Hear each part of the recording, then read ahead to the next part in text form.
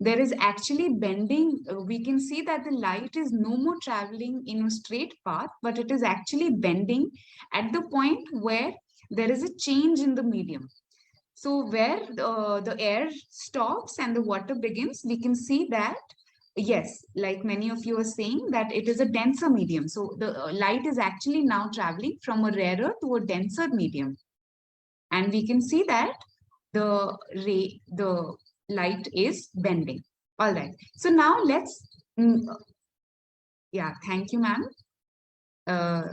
Dicky ma'am says that it's a great way to show bending of light. Absolutely. And now we are going to switch the medium, I mean the order of the medium. So light is now going to travel from water to air.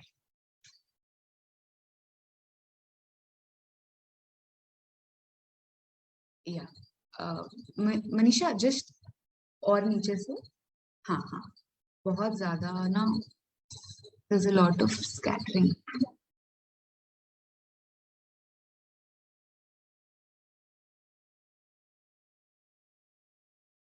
All right. So sometimes what happens is what we see here with our own eyes is so much different from what the camera captures. So we are trying to show you a better version of this through another device, and I will spotlight that.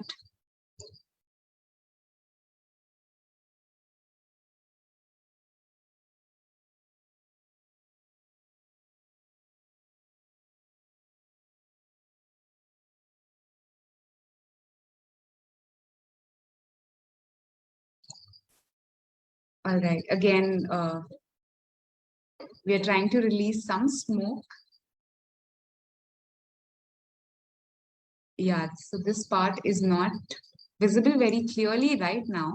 And that is what happens, you know, every time you're doing an experiment, one cannot expect the results to be, you know, as accurate as one would want. There is either some, if the situations are not perfect, we see some, you know, the light is getting scattered here and there, and either there is too much smoke. But we have taken pictures, so even if it's not possible to see the real experiment, I'll show you the picture of that.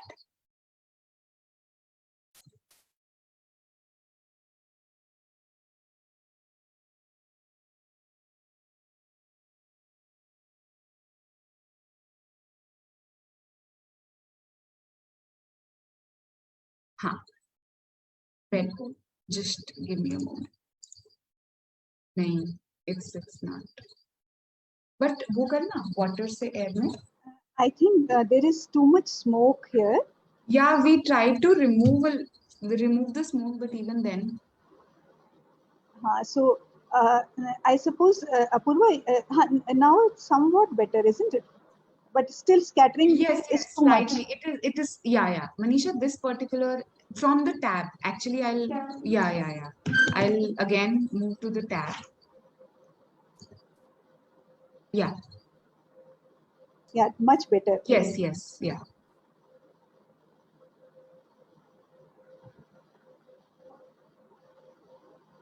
Yes, and Manisha, maybe you can change the angle so that we can see the bend more clearly. No, not here. There only. नीचे से ही. But थोड़ा सा और टेढ़ा कर. Yeah. I hope you're able to see the light bending, although it is not that clear. It is much better than last time.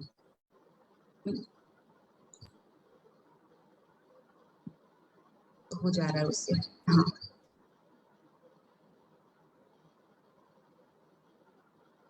Yes, the bend is slightly visible.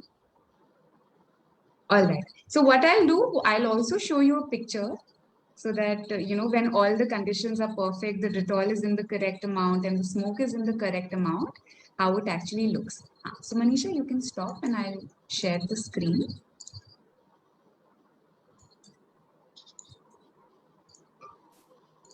Yeah, this particular image over here, if you can see, the bend from the light moving from water to air is very clear in this particular scenario. And also I'll show you a slide that also shows the geometry of this entire process.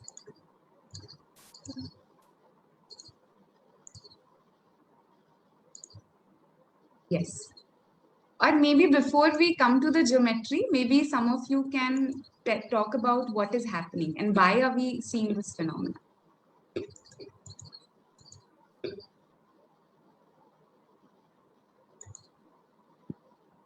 Would some of you like to explain the pattern that you're observing here? I mean, is the bending similar in both the cases? Maybe we can see air to water once more. Yes, yes, this is clear, very clear. Manisha, can you show air to water once more?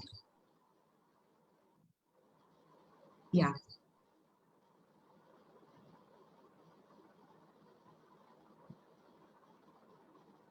So from what you're observing here, do you also notice any pattern?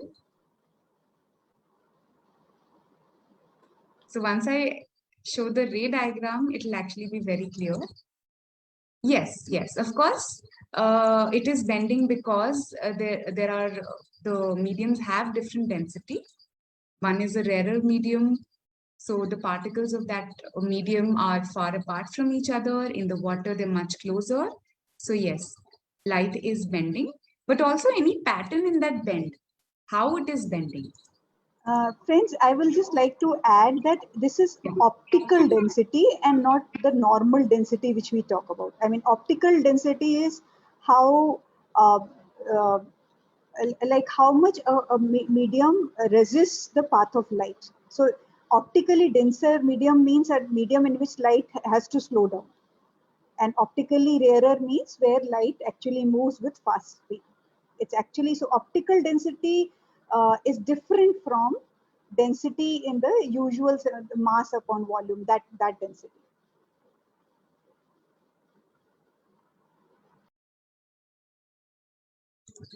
Yes, thank you, ma'am. And I just remove the spotlight. Yes, of course, Sapna ma'am, the speed of light varies, but there's a very slight difference. So we'll not go into the speed of light changing. It is different in different mediums, but right now we're not talking about that particular aspect. So I'll quickly show. Yeah. So this is the first case that we had seen when the light is traveling from air to water. So we know that there is a normal that is formed, and in this particular case, the light moves closer to the normal. So the angle of incidence, and you can also see the angle of refraction. But one observation that can be made is that these two angles are not equal.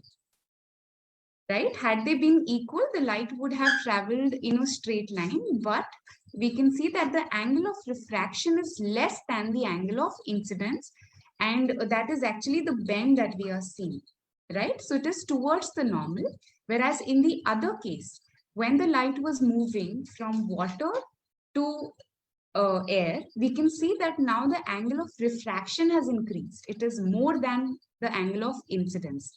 So we can say that it is actually moving away from the normal. And as we do this experiment, there is one very interesting case that we observe. And before I show the slide, I'll move to that particular case. So I'd request Manisha to actually now strike light, and we'll show it in tab again.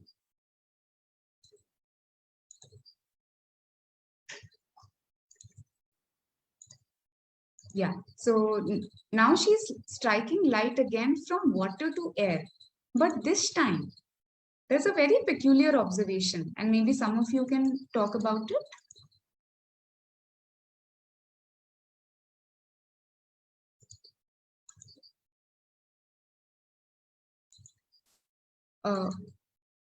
Yes, Dicky ma'am is saying that bending of light was clearly visible towards the normal and away from the normal. And another Dicky ma'am is saying that light is striking on the interface. Yeah, light is striking on water. Oh, you mean the interface as in between water and air? Yes, this actually is, technically this is called total internal reflection. Now, what is happening? It is coming back to the same medium. So in the earlier case, we had seen that when light was going, when we strike the light in the water, it passes through air as well, right? It bends, but it does go to the air medium. But here, the angle is such that it refuses to go to the air. It comes back to water itself. So this is a wonderful demonstration of total internal reflection. And we'll also see the geometry of this, how it is happening. All right. So again, this is happening from water to air. So below, the blue part is the water, and above we have air. And we can see that as we are increasing the incident angle, so the angle that is represented by θ1 here, the angle of refraction is of course increasing a lot. We had observed that earlier, that in the case of denser to rarer medium, the angle of refraction is greater than the angle of incidence. And if we were to increase the angle of incidence, the angle of refraction will increase even more. But at one point, as we increase the angle of incidence a lot, there comes a time when the light actually glides over water. So the particular angle that we have marked as critical angle. And we'll try to see that observation also in our experiment. And again, if we go beyond this critical angle, that is the angle of incidence is greater than this critical angle, we see that the light bounces back. So it almost is, it is bouncing back. So it is reflection. And since it is in the same medium, we call it internal reflection. All the light that was, passing through water, it bounces back and travels in the same medium. And I'll stop sharing so that we can also see the case. Manisha, can you manage to hold the laser just at the critical angle so that the light is just at the surface of water? Yes, somewhere between the.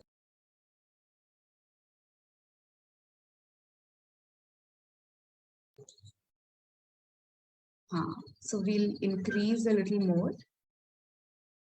Yeah, it's quickly changing. So there's just a very tiny range that we have.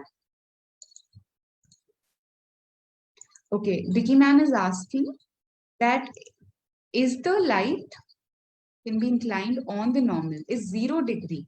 Yeah, so think about it. You mean, okay, we can actually, in this particular apparatus, we can actually try for a 0 degree angle, and we'll also go back to the ray diagram. So see what is happening in this particular case. Can you observe? Manisha, very straight, bilkul, like this.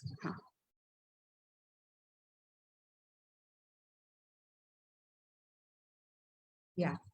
So maybe what is it that all of you can observe when we are striking it completely straight?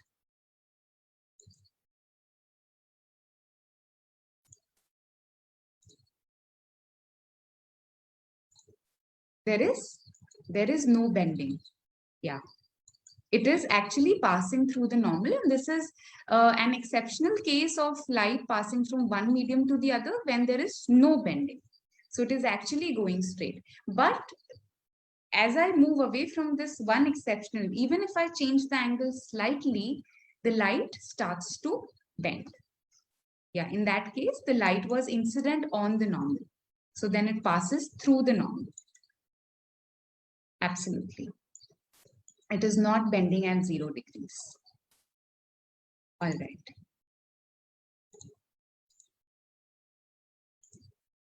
Okay, so we have actually a very, does someone know how we actually put this interesting concept of total internal reflection to application? Maybe some of you know about it.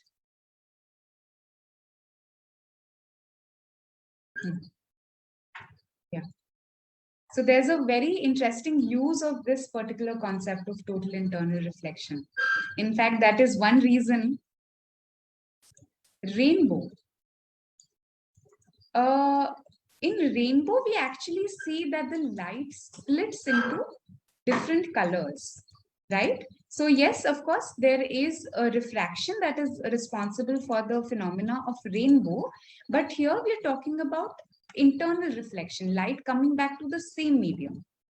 So, Apurva, Tarannum is right. Rainbow does have internal reflection when it comes to raindrops. But right now, I mean, what Apurva is asking about is, yeah, even mirage formation has internal reflection. But right now, Apurva is asking about some technological application. yeah. So Udita ma'am has asked, how can we prepare this soap? Actually, it's not a soap solution. We've added Dettol to it, ma'am. Just a few drops of Dettol to water. Okay, Pasang ma'am has said optical fiber, optics. So that is very right. And in fact, right now we are going to show you a demonstration of course, we're not going to show you optical fibers, but an experiment that actually shows how light moves through these optical fibers. So if you just give us a moment, we are just setting it up. All right. So Rajkumar sir wants some more light on total internal reflection. Sir, it is a total internal reflection that we are talking about. And if you have any particular question that you would like to ask, I mean, anything in the concept that you've not understood and you want me to repeat that?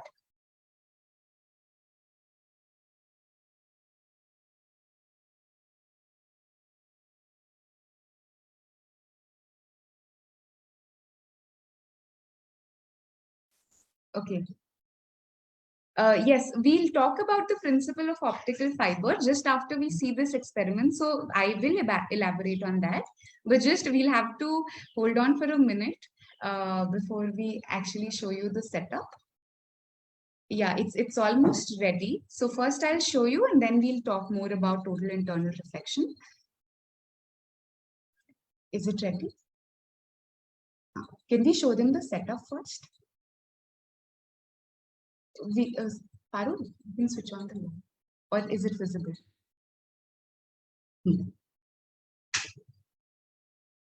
Manisha, एक बार laser.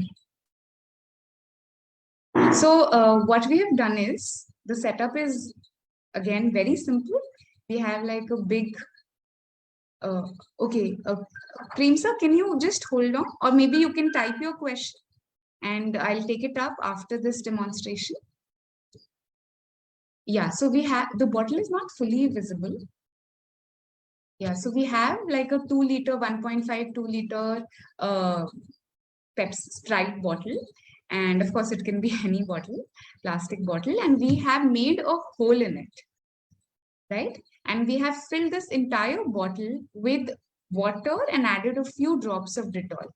In this case, we have added slightly more Dettol, right? More in comparison to the last experiment. And now what we are going to do is we are going to strike the laser light on this particular dot from exactly behind the bottle, in the same line where the dot is. So, Parul, maybe you can show the side view. Side से एक बार दिखाना कि उस laser किधर. So, Manisha, you can put your finger on the dot. Yeah. So you can see where Manisha's index finger is. Close all your other fingers, Manisha, for a while. Yeah. So this is where the dot is, and right behind it, so exactly opposite to it, we are placing the laser light. Right, and we are seeing a very hazy beam of light in water, but it'll improve as we close the light. So what the setup is that we are going to strike the laser, and then as we loosen the cap, the water starts coming out of this hole. And then that is the phenomena that we want to show you. So we'll switch off the light now. So I hope the setup is clear to all of you. So we'll quickly switch off the light. Maybe we can switch off this light also. Okay, let's see with this.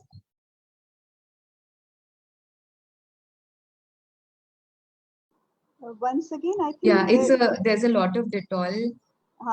Dettol is too much. I think you'll have to reduce half. Yeah, we'll have to dilute it a little. Yeah. Meanwhile, I think yeah, you can take that question which Yeah. Chaitri wants to ask. Yeah. Prem sir, do you want to be put on unmute?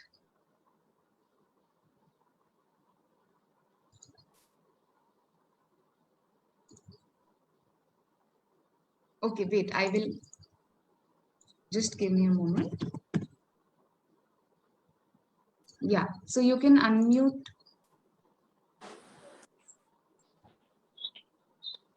Yes, Am I audible, ma'am? Yes, sir, you're audible. Actually, my question is related with that reflection only. Doing the numericals with mirrors or even lens, we derive that mirror formula or lens formula, and even in the derivation itself, we use the sign convention, right?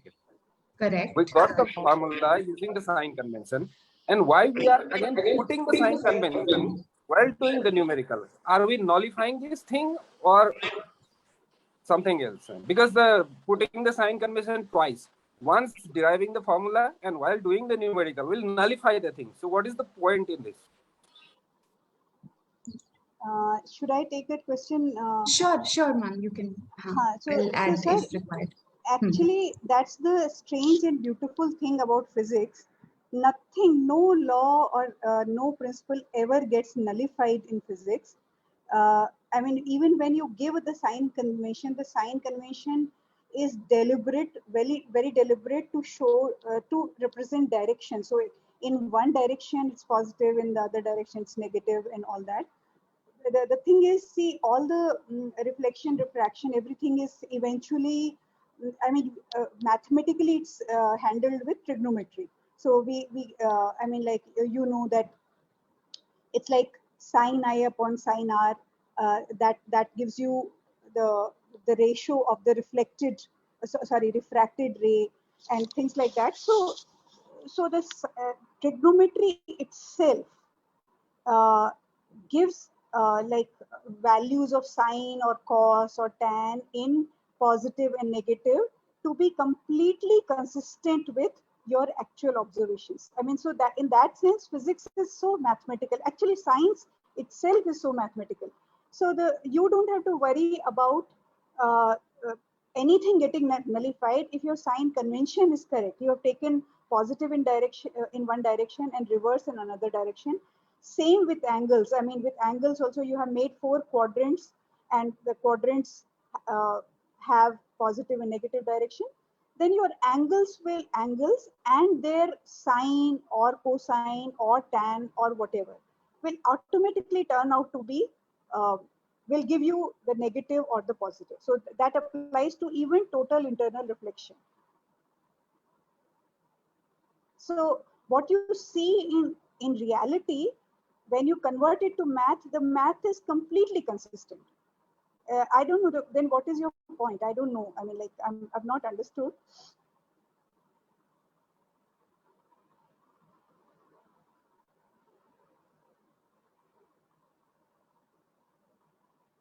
I'm saying that it will not get nullified. It will just be consistent with what you observe. My point is, when we while doing this trigonometric thing, ratio, all this thing, we arrive at the final expression, right? Then we put u is equals to minus object distance. We'll put it negative in the derivation itself, and we are again putting negative in the numerical. Why we are doing it twice? See, it is like this. When see, lens and mirror are two different cases. Because in lens you take u as negative because the object is on the other side of the lens. In a mirror, it is on the same side, but in the object it's on the other side. So see, all your equations and all formulae have to be consistent, right? So which means like you choose one sign convention and stick to it across board. Even when the situation changes in a lens, object is one side and image is formed on the other side. In a mirror, both object and image are formed on the same side, right? So I mean, that happens in physics in every possible situation. I mean, the same, you have to choose single convention and stick to it across. So formulae are derived according to same convention. Their application also sticks to the same convention. You never violate it. And then the results are always consistent with reality. So when you're saying why, that's because while deriving the formula also, the same convention has been used. And when you're applying that formula also, then also you're using the same convention. You're not violating it ever. And if you start violating it at one point, all your results, numerical results will get completely messed up. So when you apply vectors, when you apply equations, when you apply formulae, when you apply algebra or trigonometry or calculus or vectors, to all of them, the sign convention is same across board. It's chosen to be same. And that's the beauty of physics and math. Physics turns out to be so mathematical, and maths turns out to be so consistent in everything. Never violates itself. Almost. Well, there are, like, mathematicians have come across some anomalies which are unexplainable as of now, but not in ordinary situations.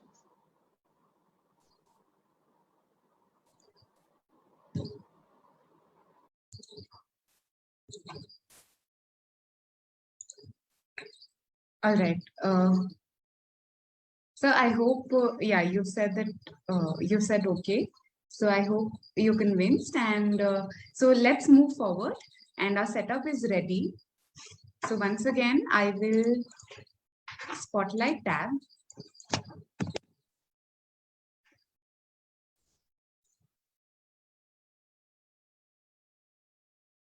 Yeah. So yeah, it's much better.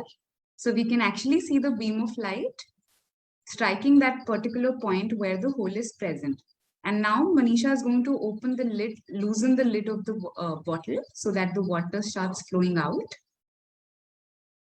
And we're not spilling it on the floor. We are going to collect it in a basket. So in case some of you are worried.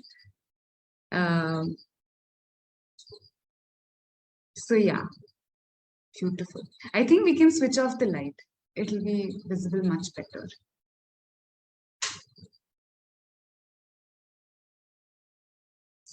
Yes, very nice. So, so yes, what is it that you all observe? This is a close-up view.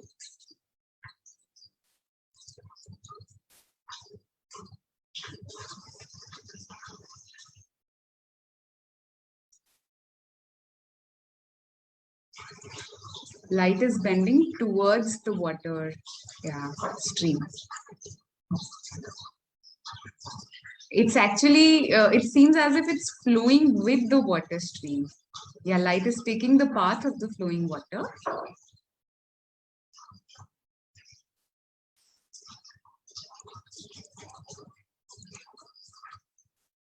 And it's visible very beautifully. Light is not traveling in a straight line. Yeah. One expectation would have been, in fact, I should have asked you this question earlier, that what would you expect to happen here?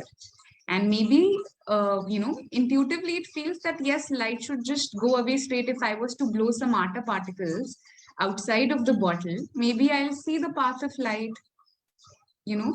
But even if I was to blow some atta particles here, there will be you know, no atta particle seems elsewhere other than, of course, the flowing water. We can only see the path of light in the flowing water. Yes, it's a beautiful effect, and it is because of total internal reflection. And I wonder if, because we had given the list of the equipments, I wonder if some of you are actually trying to do this along with us.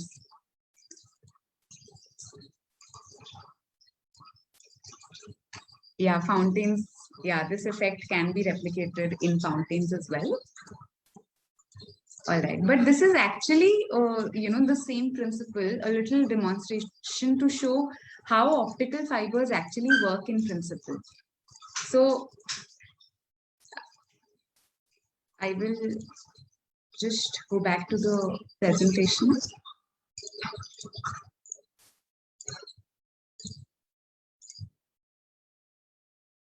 Yeah, so this is of course when we had discussed about how at a particular angle which is greater than the critical angle, this is happening. And right now, when we strike light, so this is actually an optical fiber, and inside of it, the green portion is the fiber.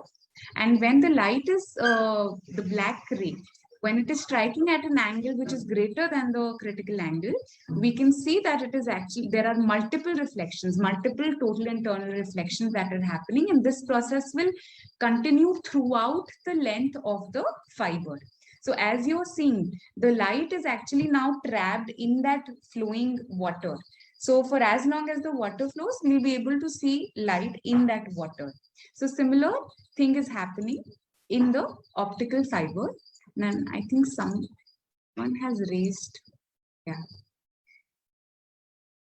Yeah, so this here is another, it kind of is an animation to show what goes on to light inside an optical fiber.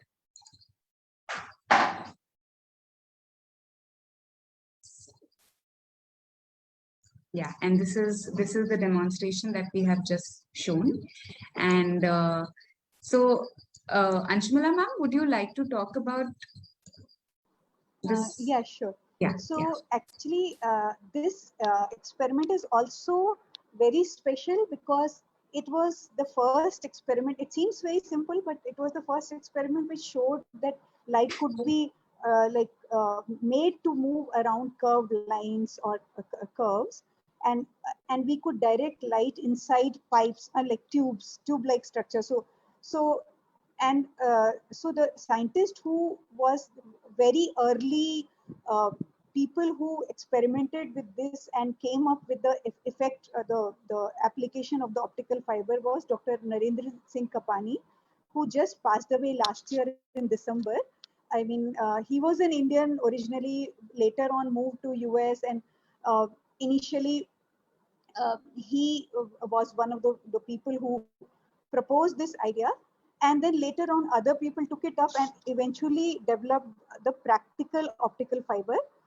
So he's given credit for this, but he did not receive the Nobel Prize. Two other people received the Nobel Prize after Dr. Kapani, and many people still think that he deserved it, though he was a very humble person. He said in interviews that it's okay if one doesn't get the Nobel Prize. It's like one has contributed greatly to humanity. So that is nice. But as Indians, like it's a matter of pride for us that one Indian like discovered this principle, how we could bend light like that along the curved path, and now we have these optical fibers which go below cities in pipes and then in buildings, and with optical fibers suddenly communication has become so much more efficient and faster, uh, uh, like uh, at least in Delhi, but in lot many other states, optical fibers are now reaching at least in capital cities. And with that, internet connection has become a lot faster and efficient because light, I mean, in optical fibers, they are glass fibers with some uh, rarer material cladding, I mean, covering. So, so optical fibers are so efficient in transmitting light that, or transmitting signals, so to say, communication signals. I mean, maybe my face is reaching or my voice is reaching you also through an optical fiber. And apparently, I mean, if you read about it, like there are like often one cable has many fibers. So one cable can carry like 8 lakh people talking to each other through one optical cable. So much efficiency in our communication has happened because of optical fiber. So we should pay our respects, due respects to Dr. Kapani, and that's why we've placed it here. Yeah, thank you. Sorry, somebody, RK Singh has asked, does bending of fiber affect light? No, because light is constantly traveling inside, constantly getting internally reflected. So from the walls. So it's constantly like traveling along the fiber. So even if you bend the fiber, you twist it, you make it go in circles, it bends below buildings or below ground and all that, it doesn't matter. I only suspect that they mustn't be given very sharp bends. They mustn't be like turning it at very sharp angles. That is possible, but along curves very easily. But most physical phenomena that we see around happen in curves, never in sharp turns. So that's all right.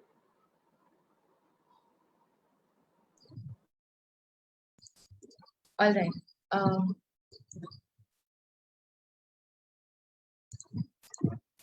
Okay. So, yeah, Manisha and Parul have actually set up another experiment to show you this multiple total internal reflections. And we very quickly show this to you. That's it. So first, yeah, I've spotlighted this. Okay. So yeah, of course, because of the camera, there is some, it is visible in a very diffused manner. But here we can clearly see. So what she has done, she has taken a test tube and filled it with water and added a few drops of Dettol. So practically the same thing. And then she is striking laser from the bottom. And I mean, clearly two reflections are visible, two internal reflections are visible. But as we increase the angle even more, I think we should be able to see more.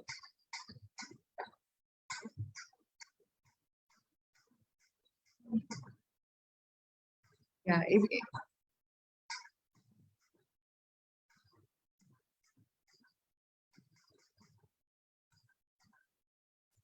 yeah, I hope so. For this very tiny fraction of time, more than two were visible. So I hope you all were able to see. Manisha, हाथ एक बार if you hold it like is visible well against the wall.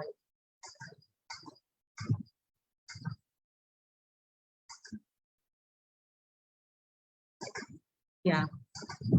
All right. So maybe I think we'll try diluting it and showing a better version of this. Maybe there's a little more Dettol. But it's very clearly yeah. visible, Apurva. It's very It clearly was? visible. All right. All right. Yeah. Okay, great. Okay. So now let's move forward. Okay, she's quickly come back. Okay.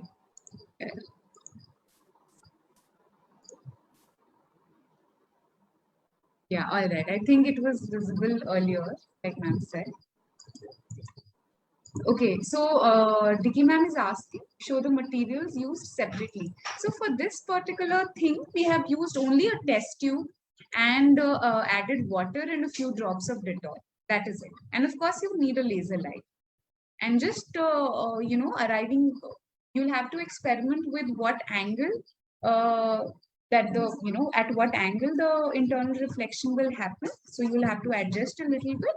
But all you require is a test tube, water, and a few drops of Dettol. So we'll quickly move to lenses and see how, of course, lenses are made up of glass. So when light travels from air to glass, we know that refraction happens in lenses. And we'll see how the path of light changes by doing a quick experiment. And I'll show you the setup. And I'll request Manisha to switch on tab.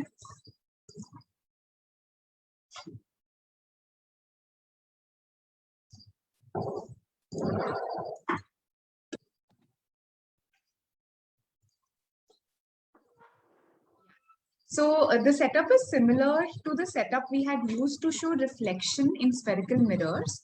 So here we have a box, and we have, with the help of clay, we have attached two lenses.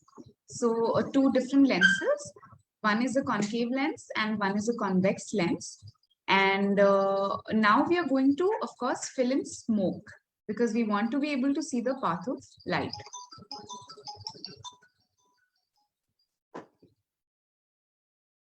So yeah, Manisha is now filling in smoke in the box.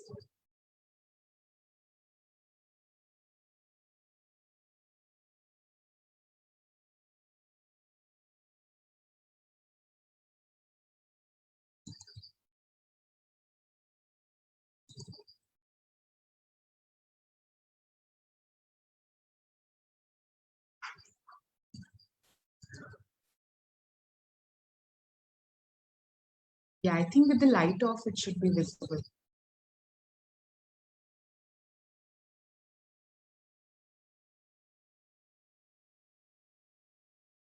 All right. So I hope the setup is clear. And so what we are going to do is, this time we are using two laser lights. So we are going to use two laser lights and strike a parallel beam. So two different parallel. And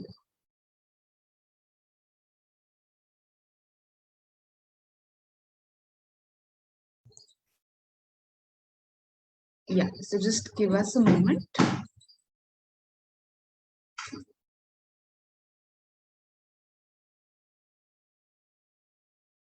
Yeah. Parul, maybe we can switch on one light. It's diffusing a lot.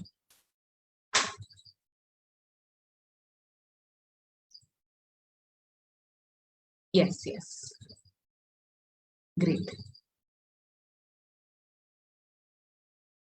So I hope all of you are able to see what is happening to the light once it crosses the lens.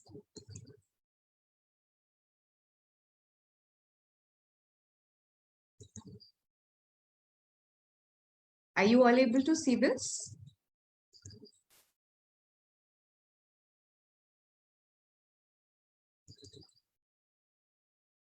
I wonder if people have come back from the break. Okay, great. I have a response. Yes. All right. And what do you observe, Sapna, ma'am? Okay. Yes. So the two rays are actually coming close to each other, and we can actually observe a point where they're meeting. So they're converging. So Tarunum ma'am has correctly guessed that this is a convex lens. All right. So now let's check with the other lens. What happens? Very nice. So yeah, we can clearly observe that in this particular case, the two rays are moving away from each other, or they are diverging. I hope you all are able to see.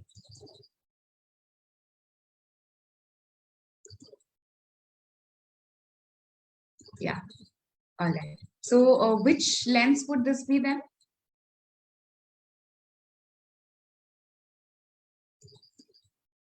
This will be a concave lens, correct? So this is a concave lens, and we know that it diverges. And sometimes, there's a confusion that children tend to have, because the words are exactly the same, but concave mirrors and concave lenses do exactly the opposite thing. So concave mirrors would converge light, whereas concave lenses would diverge light, and it is the same with the word convex. All right, so this is a really good demonstration to show to children, where they're actually able to see these phenomena with their own eyes, and of course appreciate them. When we are only drawing, when we are only memorizing ray diagrams, and then also memorizing the words that, okay, this is the lens that converges or diverges, sometimes even these words are not as clear as the visual phenomena itself. All right. So I hope that was clear. And now we are going to move to a very interesting case of actually making images with these lenses. Yeah, Sapna ma'am, you're right. Concave will diverge, concave lens. All right. So now what we are going to do is we're going to use, like last time, when we had seen images with a concave mirror, we had used a candle as an object. So this time we are going to do the same thing, and we are going to place the object at different positions. So we are going to place the candle at different positions. And this time, can someone suggest what will be the difference? In the case of a mirror and a lens, in terms of, you know, where the image is formed?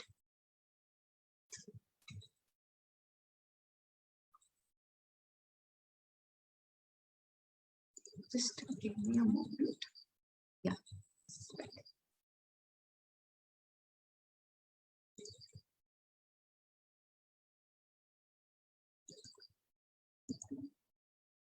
All right. So my question to all of you was, yeah, that for convex, we need screen for image.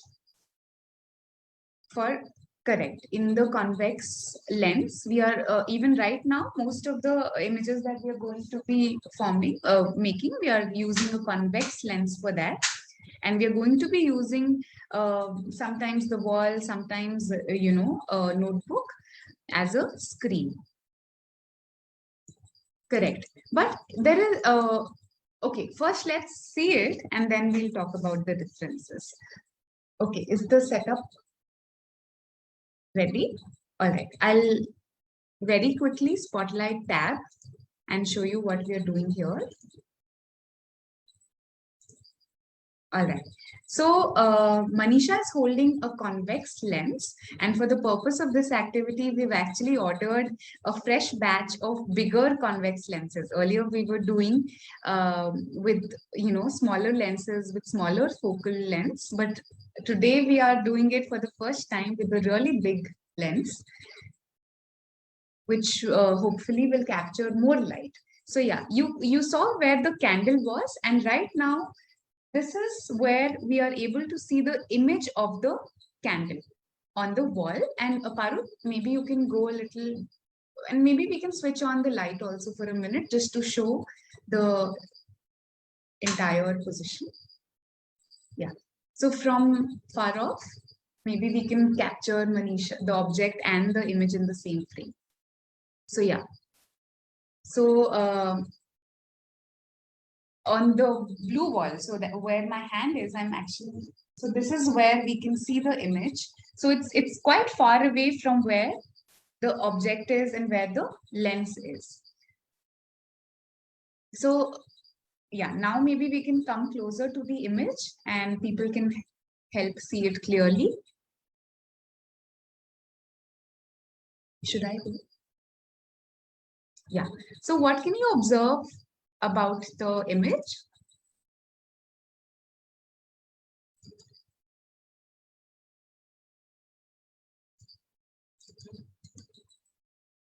The image is inverted.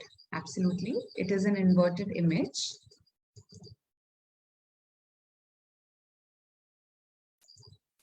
It is, of course, it is a real image since we are capturing it on a wall.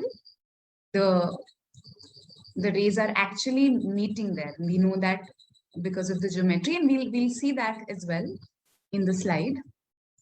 Anything else? Maybe something about the size, if it is visible. I mean, it seems very clear from here, but if you all can also make that difference. So maybe we can look at the flame once, and then the, okay. Roji ma'am says it's smaller in size. Actually, you know, seeing it from here, it is, in comparison to the flame size, it is actually quite big. Okay, yeah, it might seem small, but if you actually compare it, and maybe Parul, just give me the I'll hold it closer. So maybe that difference is clearly visible.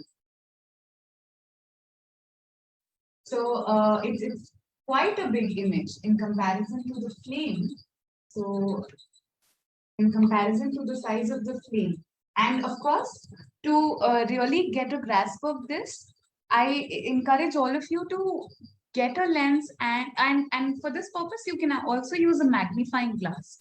So all magnifying glasses are also convex lenses. So in case you have that one available, you can try with that, and you will notice how the size of the image is bigger than the size of the object. So which particular case was this?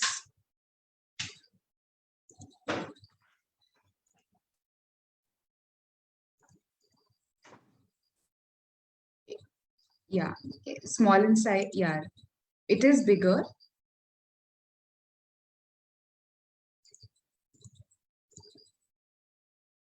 All right. So this was the case. Yeah, Tarunnu ma'am, between C and F. Yeah, but we had all, so we were trying to place it at the focus. So even with C, between C and F, the image of, okay, we'll discuss that case also as we do the ray diagram. First, I'll show you the ray diagram for this particular case.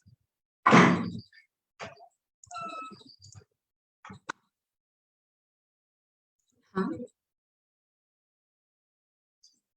हाँ एक second.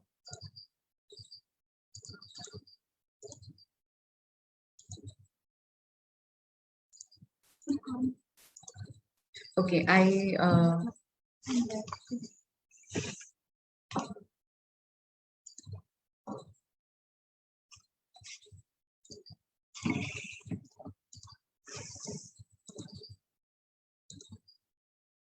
all right.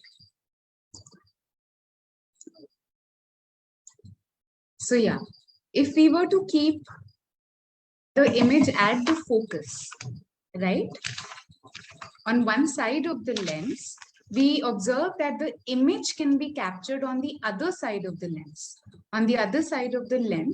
and wherever we capture it, so we can, it depends on where the screen is. So the screen can actually be at multiple distances, but we'll see that the image will be larger in size, right?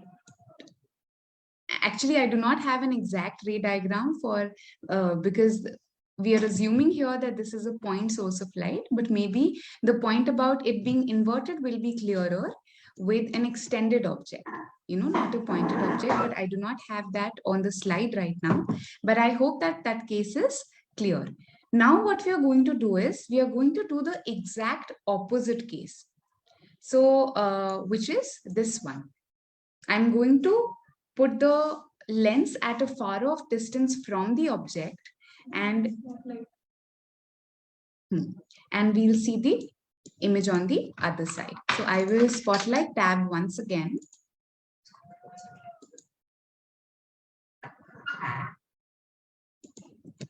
All right. Oh, sorry. Yeah. So you can see the setup, and maybe, is this tab that is spotlighted? It says tab is spotlighted.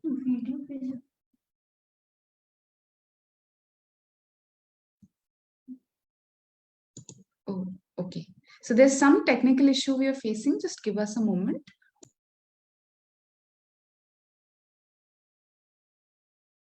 All right. So we're back.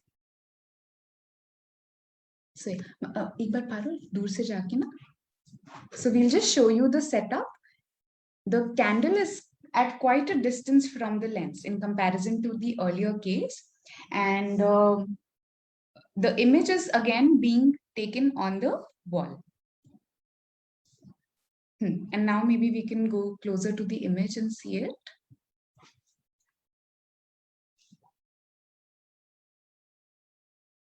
Yeah.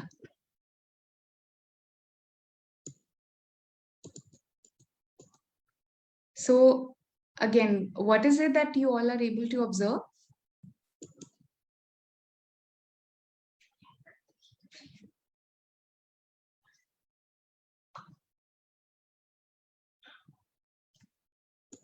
Yeah, I'm waiting for responses from all of you so that I know that you're able to see this. Yeah, it is a diminished image, almost a point-sized image. Yeah, and very small. And if we look closely, which I'm able to see from here, but I don't know if you all are, maybe I can try just capturing the image. Yeah. No, I think it's not focusing, but I can clearly see that it is also inverted. Yes, it definitely is real. And maybe at this point, we can actually discuss the thing. Yes, it is inverted. हाँ, but उसमें point जैसा ही दिख रहा है ना. हमें तो yeah, so the image to us is visible very clearly that it is inverted, but maybe it's not very clear on the camera. But anyways, it is for all of you to actually try this particular case where the object is far away and where the object is at focus, and also just the important point to notice here is how children tend to memorize these positions, that okay, when the image is going to be, when the object is going to be at focus, the image will be in so and so position. It will be, they'll memorize all the properties of that. But why not actually show it to them when such an easy apparatus is available, and all you need is a lens and a camera to serve the purpose, and children absolutely love playing with it.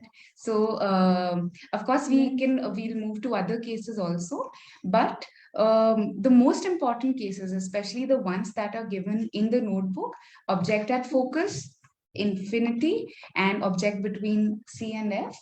All right, so yeah, my team members are trying hard to actually show you the inverted effect. So I am going to spotlight another device. Oh, great. Yeah. Light off kare. Yeah. So it's beautifully visible. And you can see that it is inverted. In fact, a little bit of the candle itself is visible just below the frame. Wow. Yes. Brilliant. Yeah. Although one.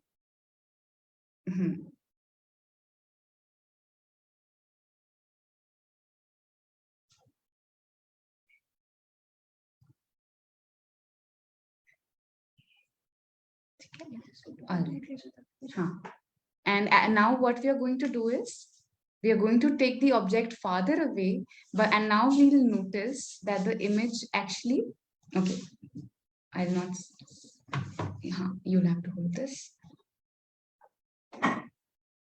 Yeah. So now the distances has been increased. So we can see, yes, this actually is a point-sized image, almost like that. Whereas earlier, since it was not point-sized, yeah, we can very clearly conclude that it wasn't at focus. It was quite a large image. But the fact, the observation about it being inverted was very clear. Yeah. Great. Thank you, Manisha and Parul. Well done. All right. So like this, of course, we can always change the position of the object and try capturing the image in different positions. And now one very interesting thing we'll like to show all of you. We are going to actually एक बार वो window वाला करते हैं. So we are going to let some natural light enter the room, and we are going to capture light from a window in this lens, and then capture Okay, wait. Just give us a moment for the setup. I'll show it here. That'll be better.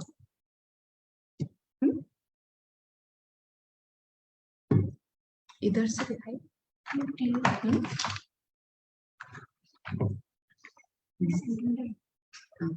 हंसना भी है, देखो hand भी. Okay, so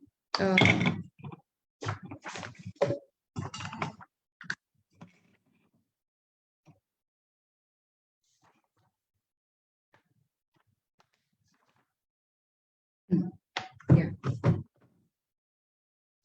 I will spotlight tab.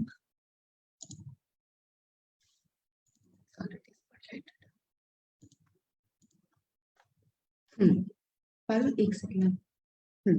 So you can see that we are trying to capture natural light from outside the room here, and we can clearly see the window. We can also see the, okay, wait, we are making some adjustments.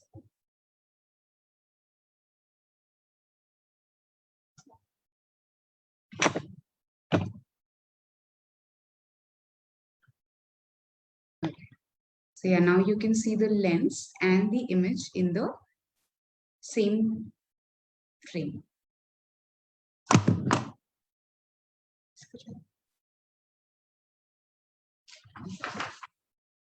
Yeah, it's yes, almost over here.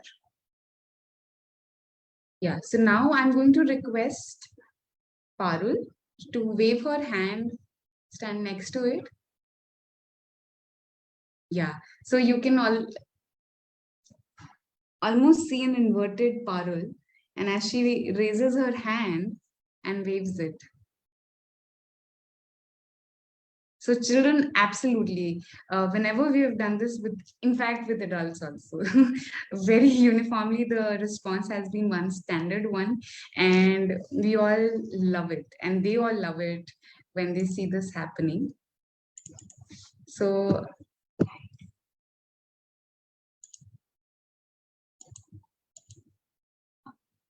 yes, this is much clearer.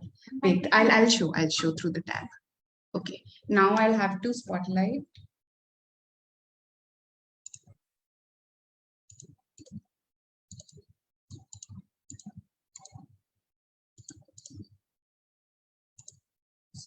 Okay.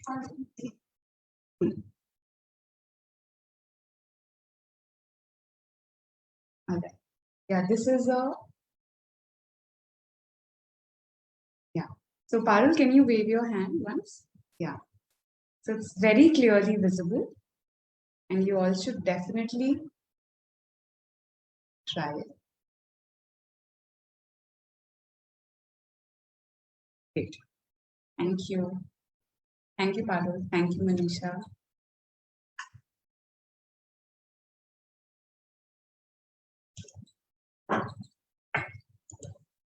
Yeah. Thank you, everyone. All right. So, and these are very, even if lenses can be made available to children, children can also do it.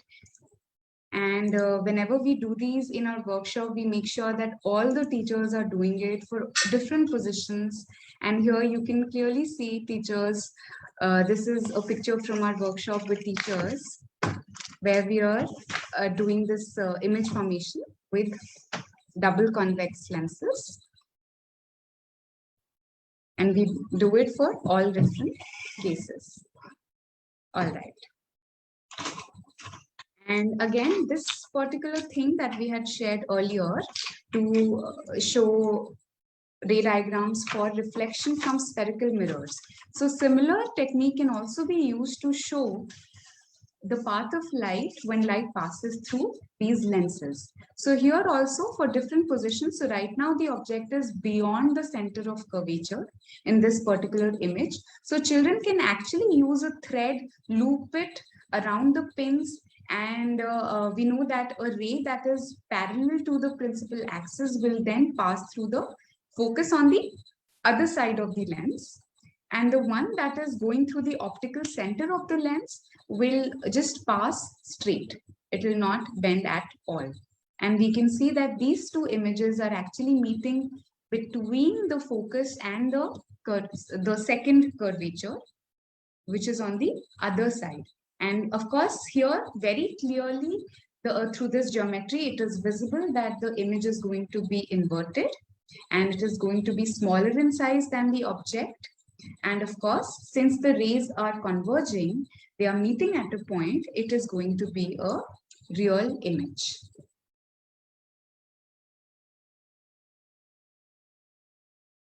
Yeah, and this is a case where the object is between the center of curvature and the focus on one side. And here we are actually getting an enlarged image.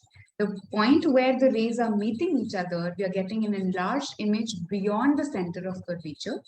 In fact, through this exercise, we also ask teachers and students to help students find out the focal length of these the focus point and also the focal length of mirrors, and in this particular case, the lenses.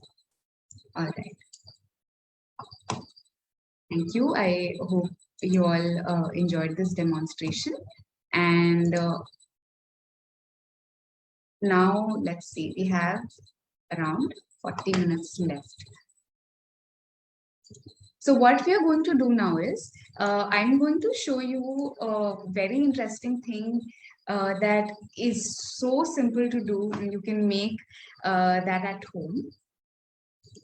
So we are now going to move on to pinhole cameras, and I'll request Manisha to pass me a few pinhole cameras and a candle so that I can show you the demonstration from here itself.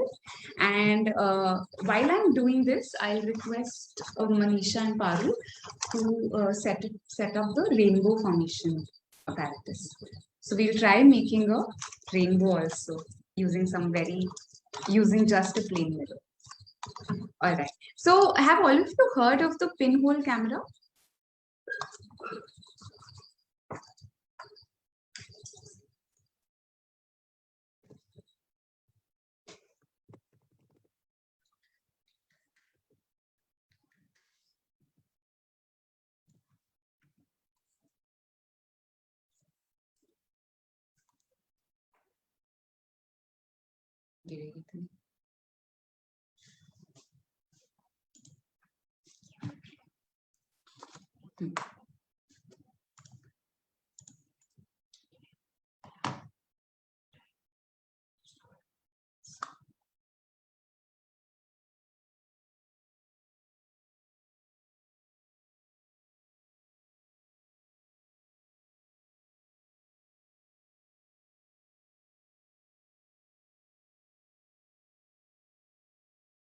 All right. So yeah, I was just reminded that I didn't talk about the concave lens at all, and the way images are visible in a concave lens. So yeah. So would someone like to, and of course, I'm sure most of you know, especially those who teach physics, what happens when we use a concave lens. So I'm holding a concave lens right now. AC on?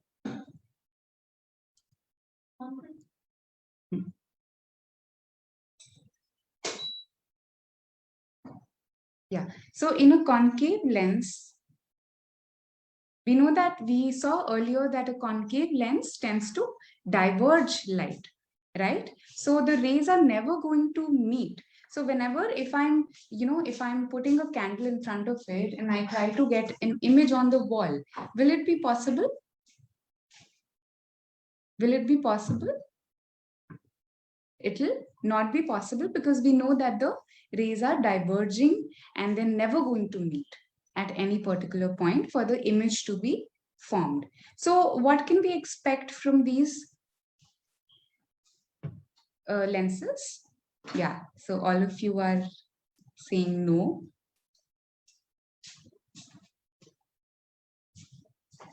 So here there is this one case possible, and I Yeah, wait, let me just, yeah. Are you able to see this? Or maybe I can show it with my face as well. But since I have a candle in my hand. So what is happening here?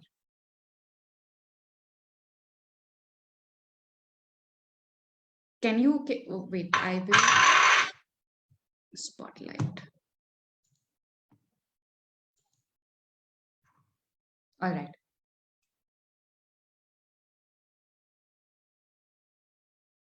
Yeah. So it's very clearly visible. And maybe someone can type out what the observation here is. I'm holding the object. So again, the object is the candle and I'm holding it on one side of the lens. Yeah, so Taranum ma'am has said that it is an enlarged image. Yes, it is bigger in size, much more bigger in size. And what is one important aspect of this mirror, since we understand the geometry, it is, yes, it is not inverted like in other cases. It is erect, completely erect. And some of you have also mentioned that it is a virtual image. So maybe we haven't discussed virtual and real in detail today, but maybe some of you can type out on the chat. What is it you mean when you say virtual?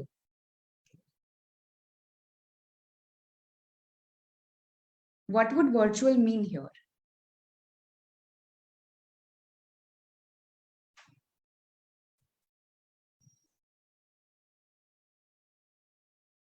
Okay, Dicky ma'am has asked if Dicky ma'am, I'll answer your question in a while after this particular thing. Yeah, so the rays are not really meeting. The rays are not meeting. We know that on the other side of the lens, so on this side where my face is, the rays are actually moving away from each other.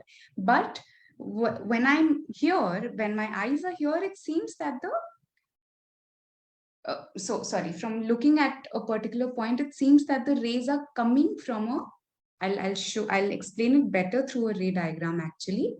So our eyes are fooled into believing that the rays are actually coming from a point, a particular point where these rays might meet. So that is what our eyes feel, right? And as a result of that, what we see is a virtual erect image. And very quickly, I'll open a ray diagram so that this point can be discussed much better.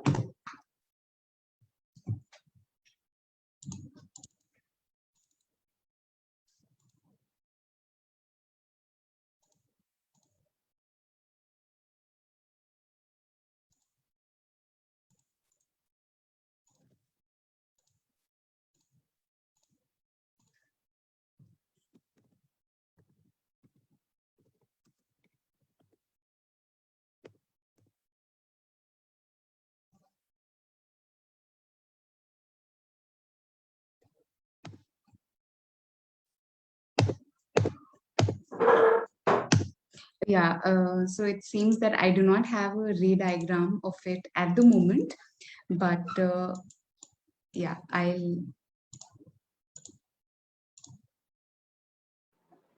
Apurva, there's a general diagram of, I mean, virtual images formation. I mean, it is Okay, there. I'll open. Yes, yes. I think it's before the lenses part, so I didn't go through it. I'll just open it. I think it's there in the mirrors section.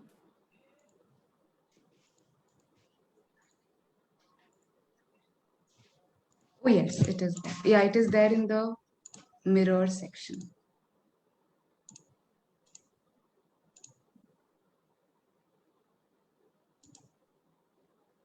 Yeah. All right. So we'll have to observe this particular, we'll have to discuss this using the mirrors, and that is the diagram that is available right now. But so this was the case of the concave mirror, where we are actually seeing the rays are converging, right? They're meeting, and then we know that they can be captured. And if we they can be captured on a screen over here. But in the case of the convex mirror, which is very much similar to what is happening in a concave lens, the diverging rays are reaching our eyes, and the eyes believe that these rays are coming from a particular point, which is shown at A dash, right? So what we see actually is an illusion. The eye feels that there is an object over there, but actually the object is on the same side where the eye is. So everything, even plane mirrors, are a case of all the images that we see in a plane mirror. And I think we have a diagram of that. Yeah. So even here, the rays that are reaching the eyes, they believe that the eye believes that the rays are coming from a particular point, which is behind the mirror, right? And we see an image that we call a virtual image. All right. I hope that point is clear. And Dicky ma'am has asked is if there is any way, any easy demonstration on virtual ray diagram. Yeah, so you can also use this the pin and thread. Wait, I'll quickly show that. That can be used even to show the virtual. So this particular.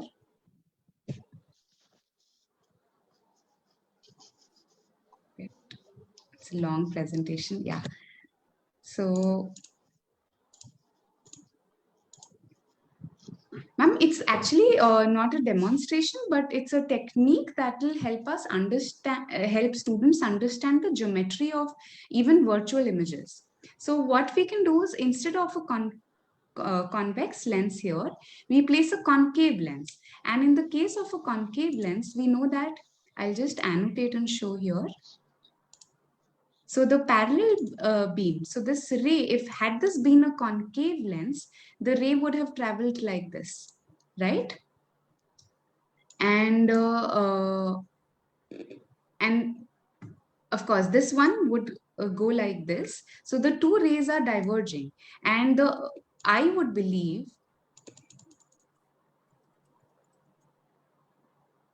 that the rays are meeting on the same side of the lens where the object is, right? So in that particular case, even this technique can be used to demonstrate virtual images as well as real images to children, right? I hope I made my point clear, but you also had asked a question about other things that can be used to, in place of concave and convex lenses. So magnifying glasses can very easily be used, to work. They are convex lenses, double convex lenses, and concave lenses. Let me think. Ma'am, Anshumala ma'am, do you have any suggestion for that?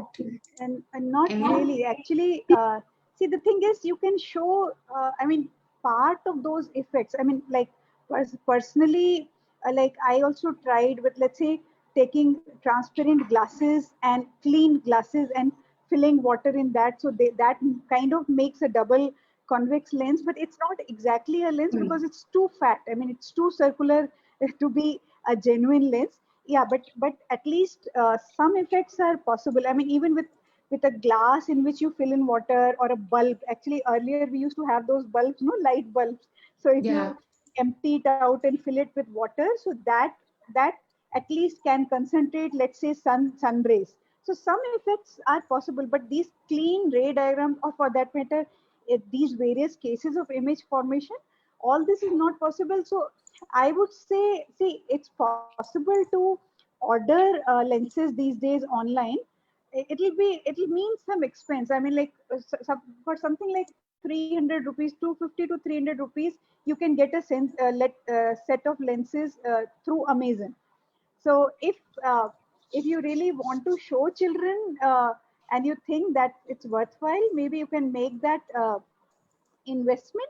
Otherwise, you can wait till lockdown opens. I know it's a very Also, I have one more suggestion. So, since you're all located in remote places, and I'm not sure if Amazon will deliver, Amazon or their partners will deliver.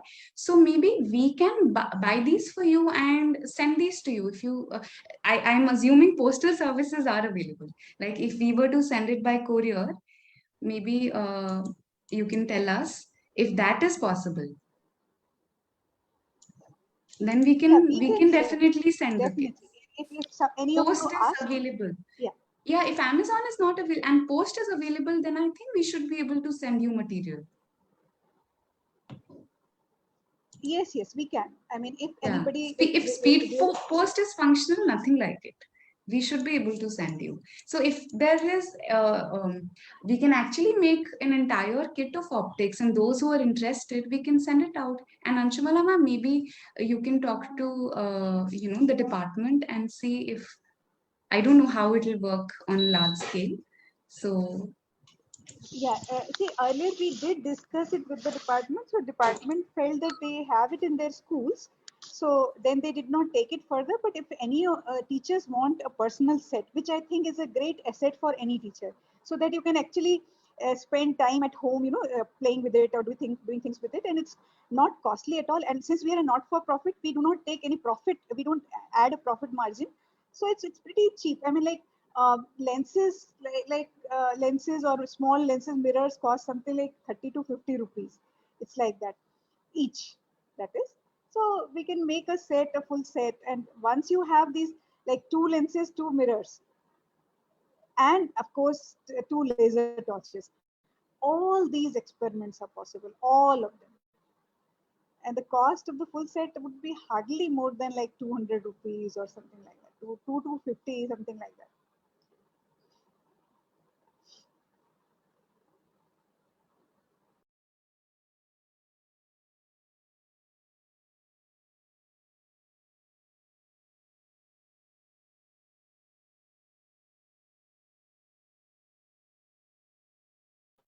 Surely, friends. So let us know if any of you want. Of course, you'll have to send us details of your address and all, and we'll have to figure out the postage charges. After that, we can make sets and send to those who are willing. Magnifying glass also, yes. See, as double convex lens is a magnifying glass, so the double convex lenses can also be sent. Yeah.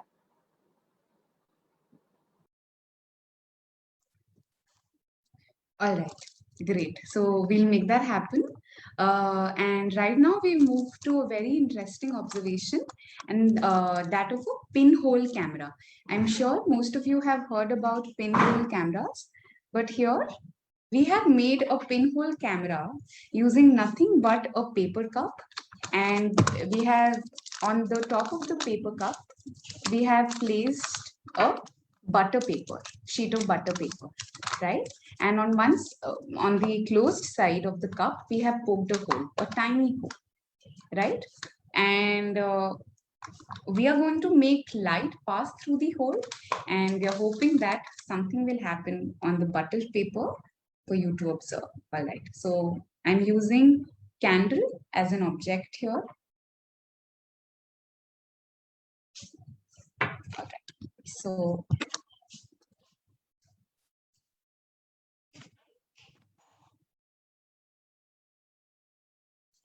visible, visible, light, spotlight. Pardon, light off, and this also. Yeah. All right. So I hope all of you are able to observe. Very clearly visible, Apurva. Yeah. Very nice image. And we'll show one. Yeah, no, this one also has one only. Yeah, we have one that has multiple holes in it. And right now, because of the AC, the light is, the flame is flickering a bit, and you can see that movement happening even on the butter paper. right? And yes, you're right, the image is inverted. So maybe to see that clearly, we'll have to switch off the AC just for a little while.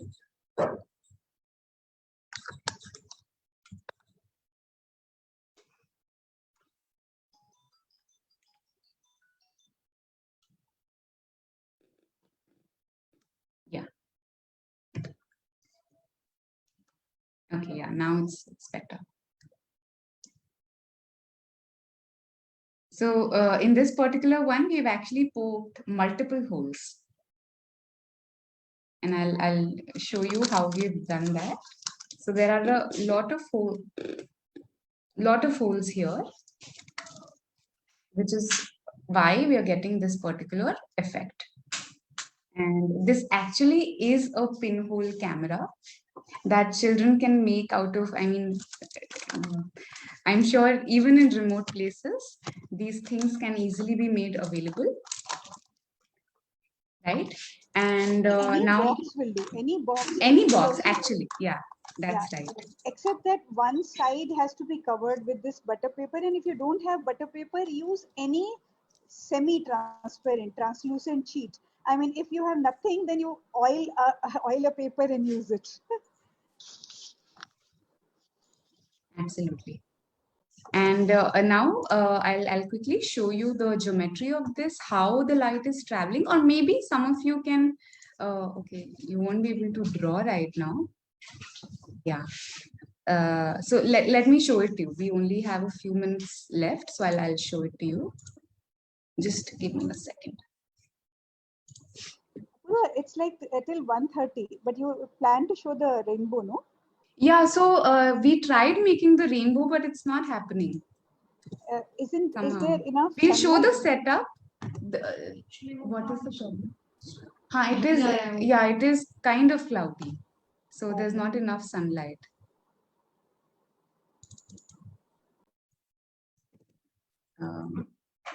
But we can always show the setup for that, and we have pictures from before, so we can always show the setup, and maybe they can try it at home.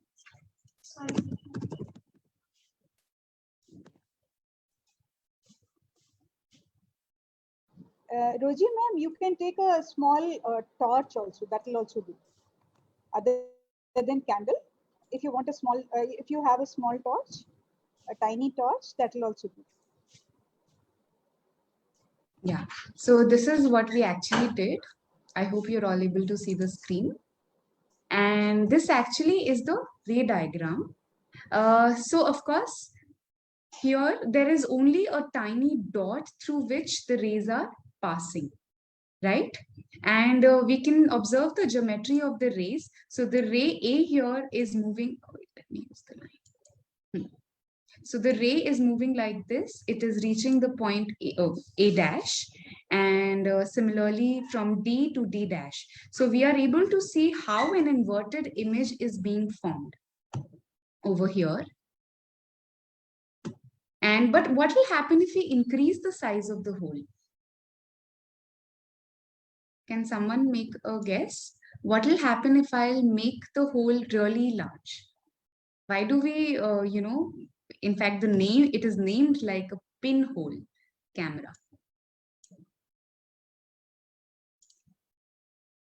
So what will happen if I increase the size of the hole? Okay, it will be a blur image. So what I'm going to do is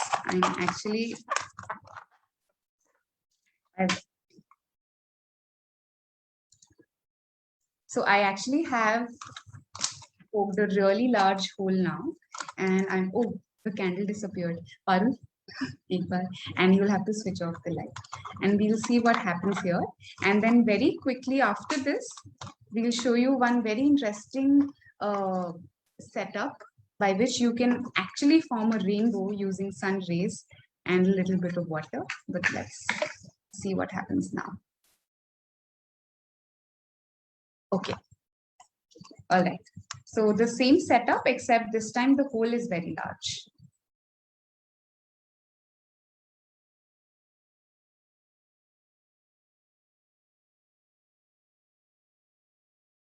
What's happening?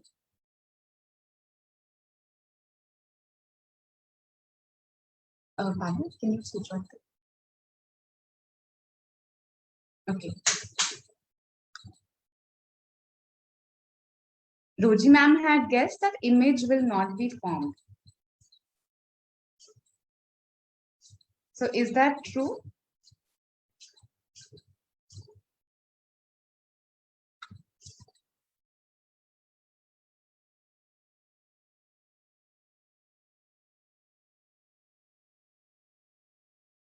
I hope you all are able to see this.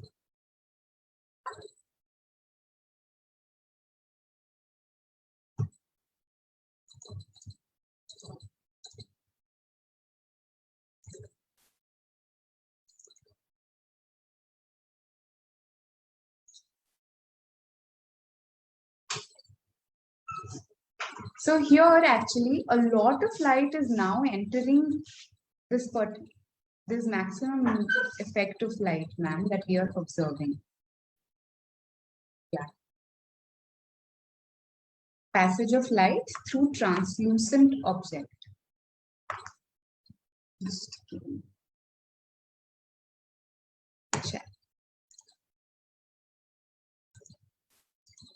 It is a really more number of lights, rays of light are able to reach. Yeah, it is a much larger, and also if you're able to observe, it's not as, it's not clear. I mean, if when I'm seeing it from here, maybe we can show it from another device.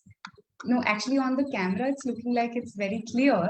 But from what I'm seeing here, maybe we can, I don't know if that effect will be visible on tab. It's a very blurred image, and you're not able to, the camera is not able to show that. So I'm using another device to show that effect. Let me spotlight.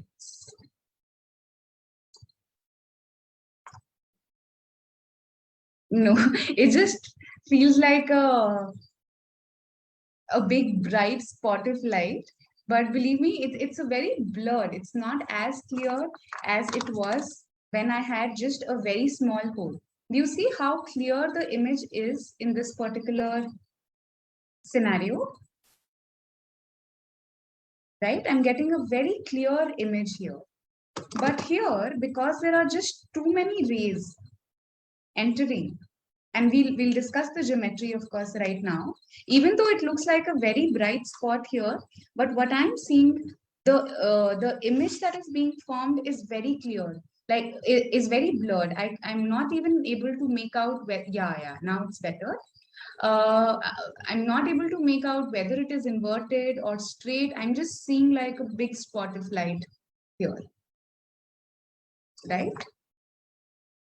So, and once we see the ray diagram, we can of course understand the geometry of this.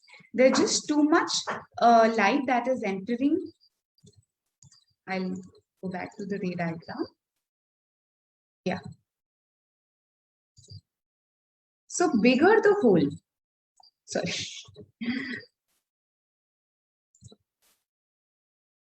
So then light rays are also traveling here and there. Of course, we are able to see the enlarged image, but the contours are not very clear. Contours of the image are not very clear when the hole is really big, right?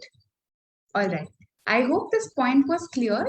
And now we'll, if there are any questions, you can ask. Otherwise, we'll move on to the next demonstration. Apurva, I just wanted to add a little to this. I'll just show that ray diagram, the pinhole camera.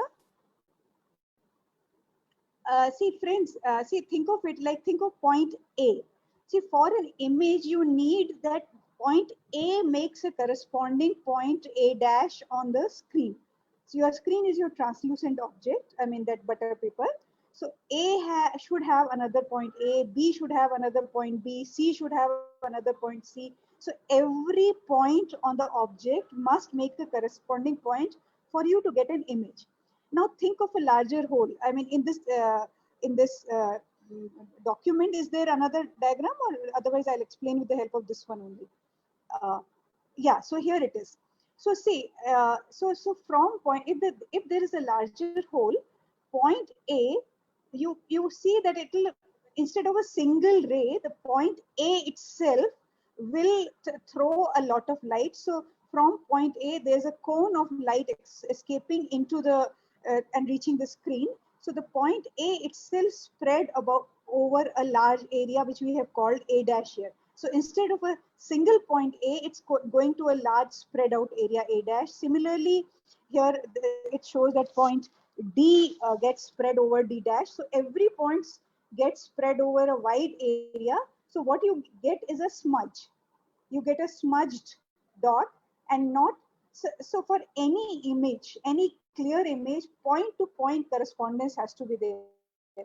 Whether it's from a pinhole camera or from a lens or from a mirror, even now when you are seeing Apurva's face, so every point on Apurva's face is being captured by the lens in her camera, in the laptop camera, and being transmitted as a single point in the image that you are seeing.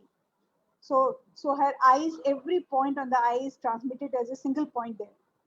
So between an object and an image, the point to point correspondence is a must. Without that, you cannot make an image. You cannot have an image. The whole pattern of light must be replicated somewhere, and that too precisely. Each point must have a corresponding point, right? I hope that makes sense.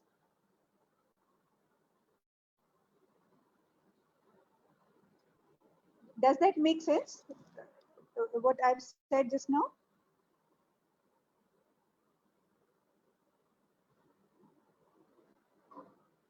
Dicky ma'am, shall we move ahead?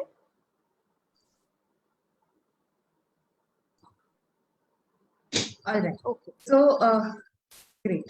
So for the next demonstration, we are actually going to move outdoors. And though we're not going to be able to see the rainbow itself, but we are going to show you the setup so that you can try at home. And the setup is very simple. All you need is a bowl of water and place a plain mirror in it. So we are just going to move outside and show it to you.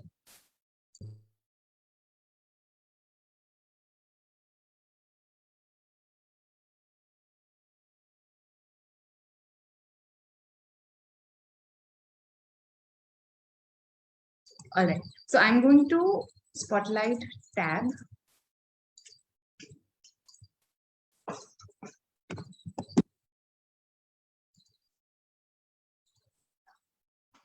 Just going to start the video and then I'll spotlight.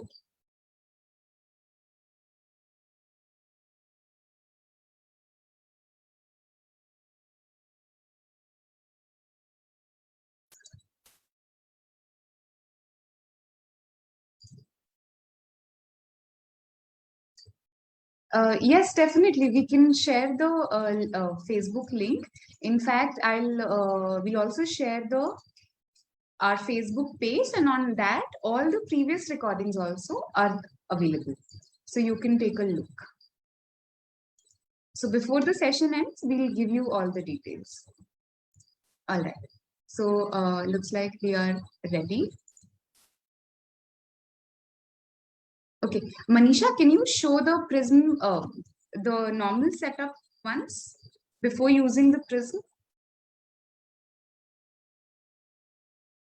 All right.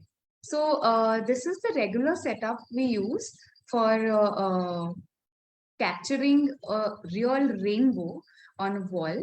So like I said before, we have a bowl of water and we are placing a plain mirror on it in an inclined manner, the way you're seeing. And of course, we'll have to adjust the angle a little bit to be able to get the rainbow. And we usually get the rainbow on a wall that is above, slightly far away, but above. So are we trying? Is it not coming at all? So today it's slightly cloudy and there's not a lot of sunshine available. So that's why they were not able to make the rainbow. But maybe you can, Parul, can you point at at the ceiling where we usually get the rainbow? Yeah, so yes. So we can capture it on a wall behind it and you can see it's at quite a distance. You can capture it even on a screen closer to the bowl, but on a wall we get a really bigger, big image of the rainbow. Right, and I'll show you what happens in the pictures. Yeah, I think Manisha wants to show using a prism right now. So let's see if they're able to do that. Manisha, you can try with the prism now. Yeah, can you see on the side there is actually a rainbow, and can you see it? It's not very clear, but I think we can keep a different screen. Parul, maybe we can try keeping a darker or maybe a light. Which one would work?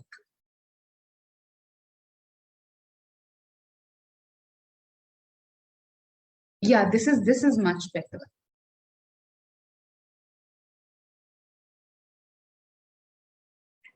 See, if you're Because getting there's a rainbow, lot of yes. yeah, if you're getting a rainbow with a prism, then you should be able to get it with the bowl as well.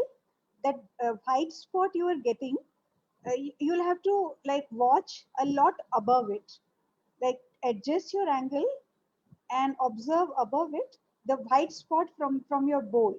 And I think you should need to fill more water in the bowl. You have very little water.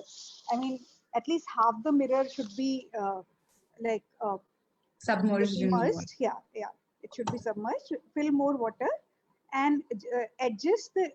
You'll have to like kind of go in a direct straight line from the submerged portion. From the submerged portion, firstly, the submerged portion should be receiving the sun directly.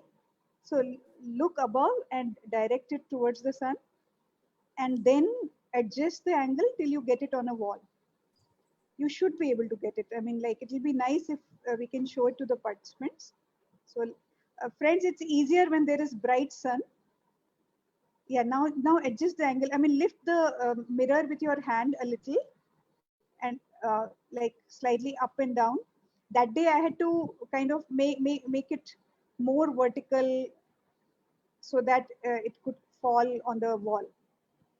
So which means the angle was actually greater than 45, which means like make the mirror a little more vertical.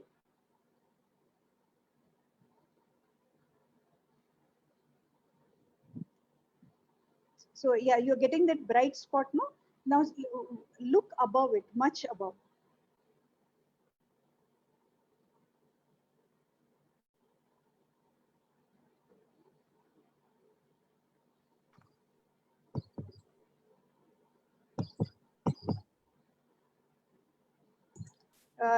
Look at the ceiling as well. It must be falling somewhere where you're, I mean, currently missing it.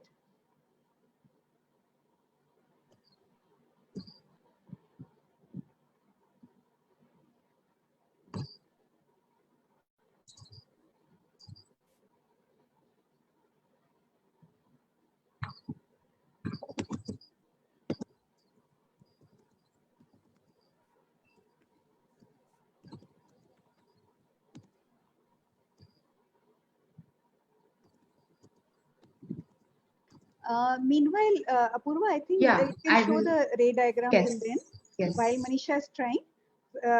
So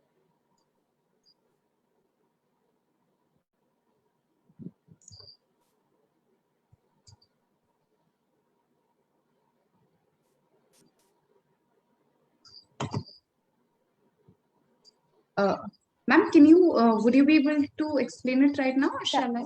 yeah, Okay. yeah, sure. Okay. So friends, like see the way a prism.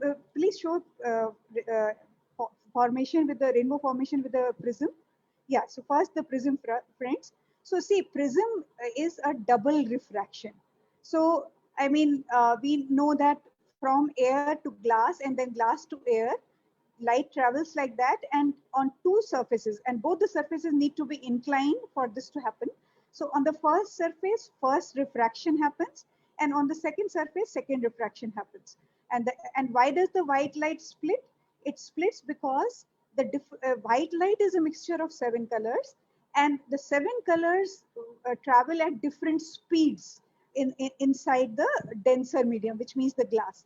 So what happens is, as soon as light enters the glass, the 7 colors start traveling at different speeds, and therefore they take different paths. So the fastest one takes the shortest path, and the slowest the slowest will take the shortest path, and the fastest will take the longest path.